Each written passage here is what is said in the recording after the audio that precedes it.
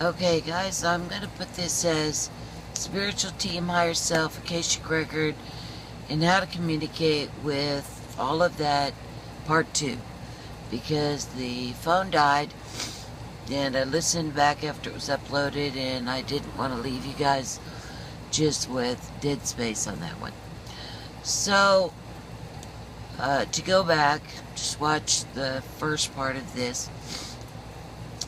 So, really let's go back to the higher self part. So your higher self really isn't a separate anything. It's just you looking at things from a higher perspective. And you might be able to think of this like you've got a part of you that's very childlike, that was the child part of you. And then there's the part of you that was like a daughter, that has a lot of aspects of that. You might be an employee, and you've got different aspects of that part of you that grew over time. So you might have been an employee when you were 16 at McDonald's, and then you might be an employee 40 years later, like I was as a nurse, registered nurse, okay? So there's even different aspects of you as an employee, right? So there's aspects of you also as a daughter. You were a daughter when you were, 5, and that daughter has different perspectives as a daughter at, say, my age at 50, okay, 57. You're going to have different perspectives and different knowledge and more awareness based on this different aspects of you and where you were when you collected data. And then you'll have a different aspect of you as a parent, another aspect of you as a grandparent, and you kind of get my drift. So if you think of your higher self more like that the self that was you as a daughter at 5, then time goes by. Well, there was a time where you had a perspective that was a 5-year-old daughter, and then it stopped, and now you're this, and then you're this. No, it grows, it builds. And what you can do is, it's like, okay, it's kind of like going backwards in age. So think of the source as being you with all of your knowledge and all of your perspectives, everything back to source. And then think of it like it was a game where you decided to go back and forget that you were source, like a child would not know where it came from or what anything meant. So it's kind of like, you were adult and you had all the knowledge, and then you got amnesia and you got smaller and you went back in time. Only this child, if they do it right, can send or meditate and obtain or interact or call on the aspects that were higher, like you would as an adult. The child could actually access the information from the other perspectives of self at different times and places from your perspective. Okay? So the adult, the child, a 5-year-old, could actually ask questions of the teenage child and say, hey, I'm struggling here. This seems like the right thing to do, and I think it's what Mom and Dad told me to do, but I'm unsure. So, what's your opinion? Now that 15-year-old, which is, would you say that's the higher self of the 5-year-old, is going to say, well, this is what you should do. And that's based on all the things that I've collected from my perspective at 15.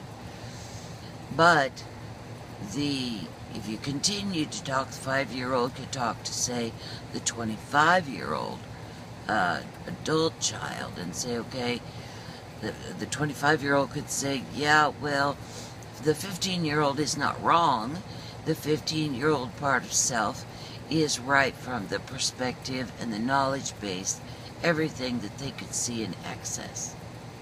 And then the child could go up even further to a more adult child and say, okay, 45-year-old adult child, what do you think I should do? And the 45-year-old adult child perspective, based on all of what they've accumulated and what they can access, they would say, well, the 15-year-old is right from that perspective, and the 25-year-old is right from that perspective, but this is what I've got for this perspective, and on and on and on it goes. But if you look at that, there wasn't a rule that said, okay, 5-year-old up to this point, and then now the line is right here, and then we're going to go to 15-year-old, and then the line is right here.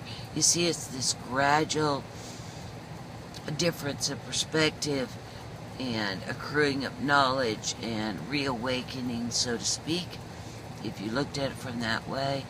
And then that is the access that you've got. So right now, you can think of you that you're the child. The child was in 3D, and because the child has followed instructions and the team has assisted when needed, now the vibration of that child, the child is growing up, and now it merges with the 15-year-old adult child, and actually it's 6, 7, 8, 9, 10, all the way up to 15. It just merges as it goes, and you just receive this knowledge from the perspectives that you have lived. Now you are the 15-year-old adult child, so you don't need to talk to the 15-year-old adult child, because now you merge with them.